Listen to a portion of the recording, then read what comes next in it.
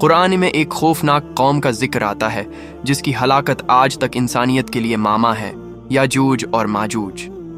वो कौम जिनके फितने से ज़मीन लर्ज उठी, जिन्हें दुनिया गोग और मागोग के नाम से भी जानती है। उनकी तादाद बेशुमार थी।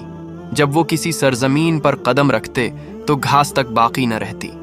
वो दरियाओं का पानी पी जाते, पहाड़ों को रोंद डालते और शहरों को राख में बदल देते। न उनमें रहम था, न इंसानियत।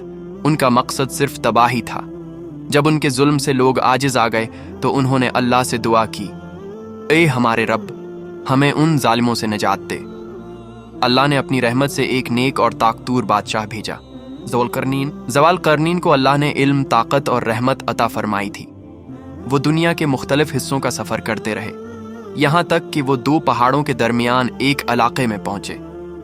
वहाँ के लोग फरियाद करने लगे, याजूज माजूज हमारी ज़मीनें तबाह करते हैं, हमारी नस्लें ख़त्म कर देते हैं। क्या तुम हमारे लिए कोई दीवार बना सकते हो?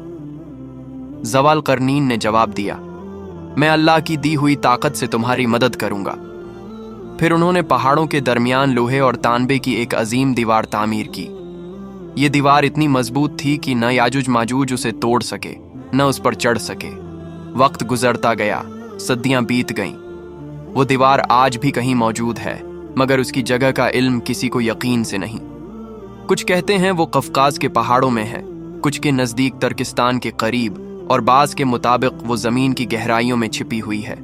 लेकिन एक दिन वो दीवार टूटेगी और यही दिन क़ियामत की बड़ी निशानियों में से एक होगा। जब वो टूटेगी, ज़मीन पर खौफ, खून और तबाही छा जाएगी। याजूज माजूज हर समत फैल जाएंगे, इंसानियत उनके जुल्म से लर्ज जाएगी। तब हज़रत ईसा अलैहिस्सलाम अपने साथियों के साथ पहाड़ों पर पनाह लेंगे और अल्लाह से दुआ करेंगे। फिर अल्लाह एक कीड़ा भेजेगा जो याजूज माजूज की गर्दनों में दाखिल होकर उन्हें एक ही रात में हलाक कर देगा। सुबह जब सूरज तुलुआ होगा तो ज़मीन उनकी लाशों से भरी होगी और उनकी बदबू से फ़ज़ा सड़ जाएगी। अल्लाह फिर परिंदे भेजेगा जो उनकी लाशों को उठा ले जाएंगे। इसके बाद एक तेज़ बारिश ज़मीन को धो डालेगी, हवा पाक हो जाएगी और ज़मीन फिर से सरसब्ज और शादाब हो जाएगी। ये वाक़या याद दिलाता है कि चाहे कोई कौम कितनी ही ताकतूर क्यों ना हो, अल्लाह की कुदरत के सामने सब बेबस हैं।